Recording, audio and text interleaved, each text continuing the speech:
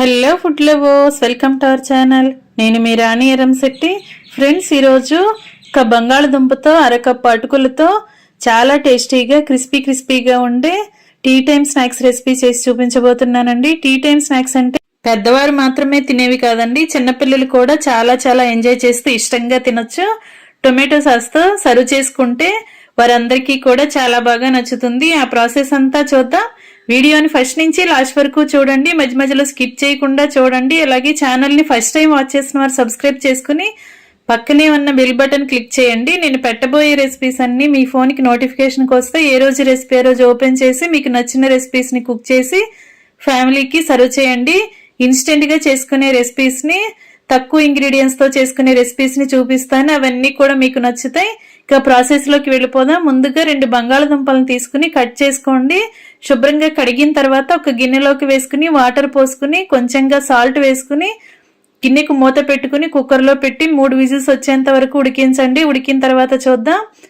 ఈ లోపుగా మనం 1 కప్పు అరకప్పు అటుకుల్ని తీసుకుని వాటిని శుభ్రం చేసుకోండి. డస్ట్ అనేది ఉంటుంది కదా, అలా ఏమీ లేకుండా శుభ్రం చేసుకుని ఒక గిన్నెలోకి వాటర్ తీసుకోండి. వాటర్లోకి ఈ అటుకుల్ని వేసుకుని ఇలా శుభ్రంగా కడగండి.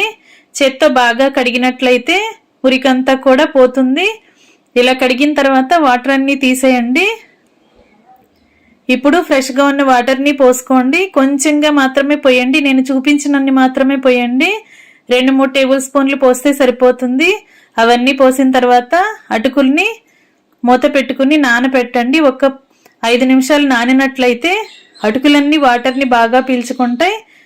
తర్వాత చూద్దాం. ఈ లోపుగా మనం బంగాళదుంపని ఉడికించాం కదా, దానిలో ఉన్న వాటర్ అన్ని తీసేసి పైపీలంతా ఓపెన్ చేసుకుని ఇలా చూపిస్తున్నానండి. చల్లారిన తర్వాత చూపిస్తున్నాను.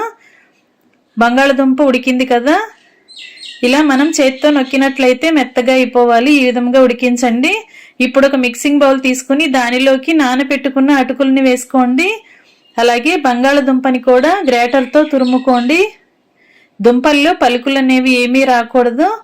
దుంపంతా కూడా చక్కగా ఇలా గ్రేటర్తో తురుముకున్నట్లయితే దుంపంతా కూడా మెత్తగా మ్యాష్ చేస్తున్నట్లుగా వచ్చేస్తుందండి. మొత్తం అన్ని దుంపల్ని ఈ విధంగా తురమండి. ఇలా చేసుకున్నాం కదా, ఇప్పుడు దీనిలోకి టేస్టీకి సరిపడా సాల్ట్ వేసుకోండి. మీ ఘాటుకి తగ్గట్టుగా కారం యాడ్ చేయండి. నేను 1 టేబుల్ స్పూన్ కారం వేసాను. అలాగే 1 టీ స్పూన్ ధనియాల పొడి, 1/2 టీ స్పూన్ జీలకర్ర, 1 టీ స్పూన్ అల్లం వెల్లుల్లి పేస్ట్ వేసుకోండి.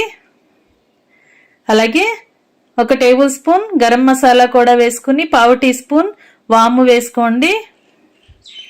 ఇప్పుడు 1 అరకప్పు శనగపిండి, 1/2 కప్పు బియ్యం పిండి వేసుకోండి. పొడి బియ్యంని మరపట్టించుకున్న పిండి. ఇవన్నీ కూడా వేసుకున్నాం కదా. ఇప్పుడు సన్నగా తరిగిన ఉల్లిపాయ ముక్కలు కొన్ని తీసుకోండి. పచ్చిమిర్చి ముక్కలు, క్యాప్సికమ్ ముక్కలు, అలాగే కొత్తిమీర, కరివేపాకు కూడా తీసుకోండి. క్యాప్సికమ్ మాత్రం ఆప్షనల్ అండి, ఉంటే వేసుకోండి, లేదంటే స్కిప్ చేసేయండి. ఇప్పుడు మనం అన్నీ వేసుకున్న మిక్సింగ్ బౌల్లోకి ఉల్లిపాయ ముక్కలు, పచ్చిమిర్చి ముక్కలు, క్యాప్సికమ్ ముక్కలు, అలాగే కట్ చేసి పెట్టుకున్న కొత్తిమీర, కరివేపాకులు కూడా వేసేసుకుందాం. ఇవన్నీ కూడా ఇలా వేసేసుకోండి. ముందుగా మనం పొడి ఇంగ్రీడియంట్స్ అన్ని పిండిలో బాగా కలిపినట్లయితే అన్నీ కూడా కలిసిపోతాయండి. శనగపిండి, బియ్యం పిండి కూడా బాగా కలుస్తుంది. ఇప్పుడు చేత్తోని మనం అటుకుల్ని మ్యాష్ చేస్తున్నట్లుగా కలపండి. అటుకులు బాగా నానాయి కదా, మనం చేత్తో కలుపుతుంటే ముద్దలాగా వచ్చేయాలి. ఈ విధంగా బాగా పిండిని ప్రెస్ చేస్తున్నట్లుగా కలుపుకొని కొంచెంగా అవసరానికి తగ్గట్టుగా మాత్రమే వాటర్ పోయండి, ఎక్కువగా పోయొద్దు. ఇలా మనం పిండిని తీసుకుంటే ఇలా కొంచెం గట్టిగానే కట్లెట్ చేసుకోవటానికి వీలుగా రావాలి. మరి పిండిని జారుగా కలపొద్దు. ఈ విధంగా కలిపి పెట్టుకోండి. ఇప్పుడు ఒక బౌల్లోకి 1 టేబుల్ స్పూన్ ఆయిల్ పోసుకుని ఆయిల్ పక్కన పెట్టండి. వేళ్ళకి ఆయిల్ని అప్లై చేసుకుంటూ పిండిని కొంచెంగా తీసుకోండి. మనకి కావాల్సిన సైజులో కట్లెట్ లాగా చేసుకోండి. ఇలా అరచేతికి కూడా ఆయిల్ అప్లై చేసుకుని పిండి ముద్దని అరచేతిలో పెట్టుకుని మనకి కావాల్సిన షేపులో చేసుకోవచ్చు. నేను ఇలా స్క్వేర్ షేప్లో లాగా చేస్తున్నానండి. మీరు మీకు నచ్చిన షేప్ని చేసుకోండి. రౌండ్గా కానీ చేసుకోవచ్చు, లేదంటే సిలిండర్ లాగా కూడా పొడవుగా చేసుకోవచ్చు, రౌండ్గా అప్పడం లాగా కూడా చేసుకోవచ్చు. ఈ విధంగా చేసుకున్నాం కదా, మరీ పల్చగా వత్తొద్దండి. అలా అని మరీ మందంగా లావుగా కూడా పెట్టొద్దు. మీడియంగా చేసుకుని ప్లేట్లో పెట్టుకోండి. ఇదే విధంగా మిగిలినవన్నీ కూడా చేసి ప్లేట్లో పెట్టుకుని రెడీగా పెట్టుకోండి. చేతికి ఎప్పటికప్పుడు ఆయిల్ని అప్లై చేసుకుని ఇలా చేసుకున్నట్లయితే మనకి ఈ కట్లెట్ చేసుకోవటం అనేది చాలా ఈజీ అవుతుంది. ఇలా అన్నీ కూడా రెడీ చేసుకుని ప్లేట్లో పెట్టుకోండి. ఇంకా చేసుకోవటం కంప్లీట్ అయింది కదా. ఇప్పుడు స్టవ్ ఆన్ చేసి కళాయి పెట్టుకుని ఆయిల్ పోసుకోండి.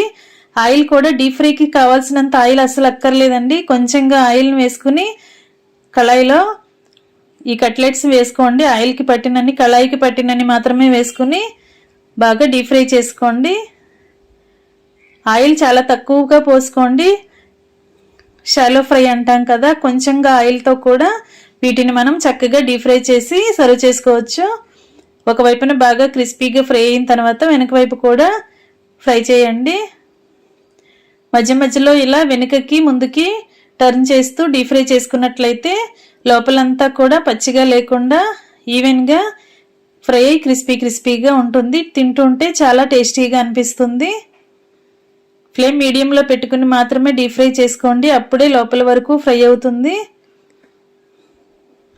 లేదంటే లోపలంతా కూడా పచ్చిగా అనిపిస్తుందండి. ఇలా క్రిస్పీగా ఫ్రై అయిన తర్వాత ఆయిల్ నుండి గరిటెలోకి తీసేసుకోండి.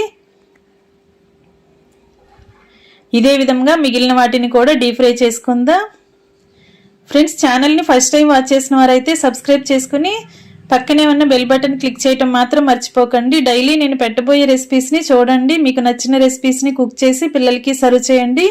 ఇంకా రెడీ అయిపోయండి. స్టవ్ ఆఫ్ చేసుకుని వేడివేడిగా పోహా పొటాటో కట్లెట్స్ని సర్వింగ్ ప్లేట్లోకి తీసుకుని టొమాటో సాస్తో ఫ్యామిలీకి సర్వ్ చేయటమే. మీ అందరూ కూడా ఒక్కసారి ఈ విధంగా ట్రై చేసి చూడండి. మీకు కూడా ఈ రెసిపీ చాలా బాగా నచ్చుతుంది. ఇన్స్టెంట్గా చేసుకునే బ్రేక్ఫాస్ట్ అనొచ్చు, టీ టైమ్ స్నాక్స్ అనొచ్చు. చాలా చాలా టేస్టీ రెసిపీ అండి. ఖచ్చితంగా ట్రై చేయండి. వీడియో నచ్చితే లైక్ చేయటం మాత్రం మర్చిపోకండి. మీ ఫ్రెండ్స్కి, ఫ్యామిలీ మెంబర్స్కి రెసిపీ షేర్ చేయండి. ఇలా మనం డైరెక్ట్గా కూడా తినొచ్చండి, లేదంటే టొమాటో సాస్తో సర్వ్ చేసుకోండి. Thanks for watching. నేను మీ రాణి ఎర్రంశెట్టి.